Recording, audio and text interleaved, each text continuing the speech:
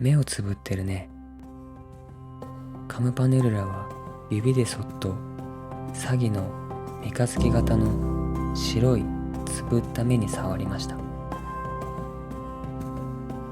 頭の上の槍のような白い毛もちゃんとついていました。ね、そうでしょう。鳥鳥は風呂敷を重ねて、またくるくると包んで紐でくくりました。